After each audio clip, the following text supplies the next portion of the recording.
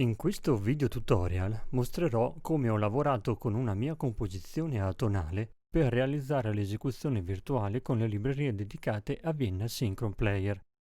Il mio approccio è di scrivere la partitura concentrandomi esclusivamente sulla scrittura e sviluppare le idee che ho sul pentagramma, senza preoccuparmi di come suonano le note che scrivo in dorico.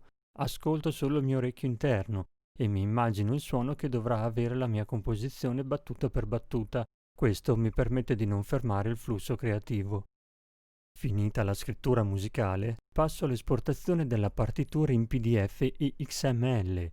Importo così l'XML nel template personalizzato in Cubase Pro. Da questo momento comincio la programmazione di ogni strumento, ricercando le sonorità e il carattere che mi sono immaginato, con gli strumenti a mia disposizione. In questo specifico caso ho scelto di lavorare con le porzioni di intervallo che si possono ottenere all'interno del semitono, sovrapponendo questi spostamenti di intonazione su altri gruppi strumentali intonati. Così ogni strumento a cui ho ricercato altri tipi di intonazioni l'ho impostato con il pitch bend range a un semitono. Il diapason è 440, tranne che per il pianoforte Blüthner, impostato a 432 Hz. In Cubase Pro ho aggiunto la corsia del pitch bend e successivamente disegnato il comportamento dell'intonazione che mi sono immaginato durante la scrittura per ogni strumento coinvolto. La composizione inizia con un cluster di archi sul ponticello in primo piano, che poi diventa lo sfondo per l'evoluzione musicale della prima parte della composizione. L'ho realizzato con la libreria Synchron FX Strings 1, una bellissima libreria dedicata a particolari effetti utilizzati molto in scritture atonali o nella musica per film. L'elemento in primo piano dopo questo cluster è costituito da un'armonia di 4 corni francesi in crescendo. L'articolazione in crescendo di 4 secondi l'ho utilizzata con tutti e 4 i corni francesi della libreria Dimension Brass 1, in modo da avere così un crescendo naturale senza l'utilizzo del control change numero 2, controllo adibito alla modificazione della velocity in tempo reale. Nel tempo in cui l'articolazione viene eseguita, in Cubase Pro ho modificato il pitch bend per la durata di ogni nota di ogni corno francese, come scritto in partitura.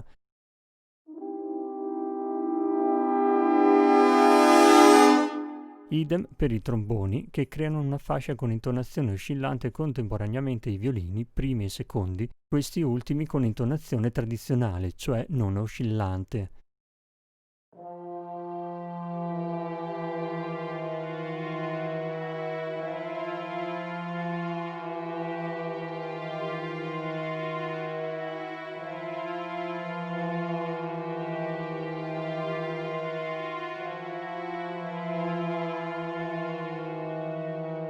Naturalmente non poteva mancare l'utilizzo delle 3 librerie Synchronized Dimension Strings Libraries. Queste librerie sono fondamentali per il mio lavoro. Possono essere utilizzate in tanti modi.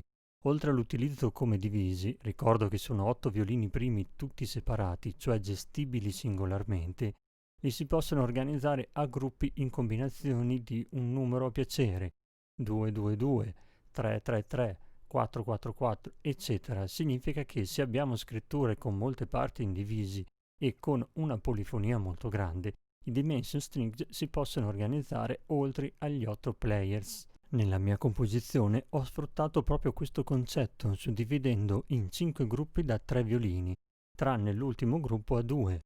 Per lavorare sulla timbrica di ciascuno ho poi scelto di fare eseguire le note dell'accordo determinate corde. In questa composizione i dimension strings li ho utilizzati per le parti indivisi dei primi e secondi violini.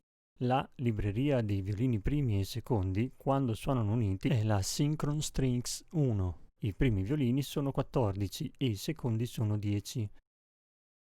Un altro interessante utilizzo che ho fatto di Synchron Player è stato lo strumento Parallel Mode, che consente di passare da un'articolazione ad un'altra.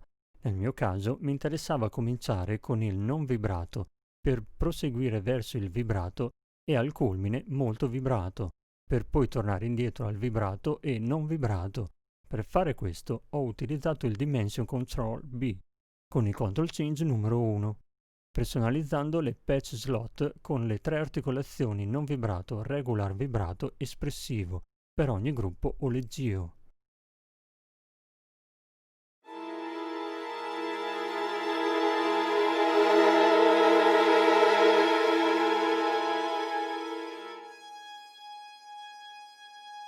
Per i divisi in sordina ho scelto di dividerli in 2 parti, lasciando l'intero gruppo a 8 players. L'effetto inglissando che si sente l'ho ottenuto semplicemente con l'articolazione in portamento, senza l'intervento del pitch bend.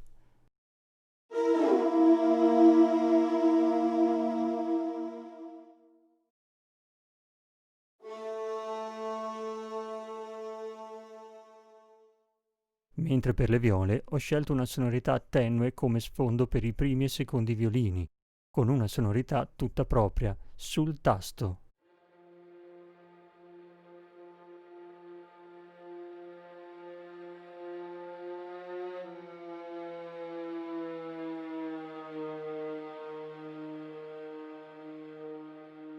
Nelle percussioni ho scelto alcune sonorità meno utilizzate, con il rullante, i piatti con le bacchette e nello xilofono ho scelto una timbrica ricavata con l'archetto del violino strisciata sulla nota.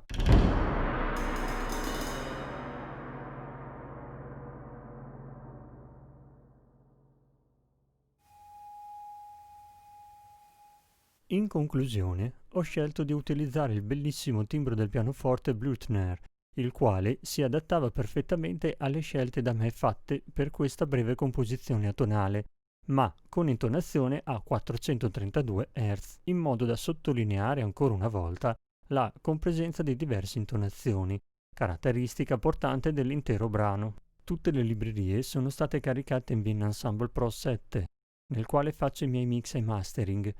Vienna Ensemble Pro per me è parte integrante del mio flusso di lavoro, come un'estensione di Cubase Pro. Mi permette in questo modo di ottenere un flusso di lavoro molto più fluido e veloce, così da dedicare più tempo alla mia creatività.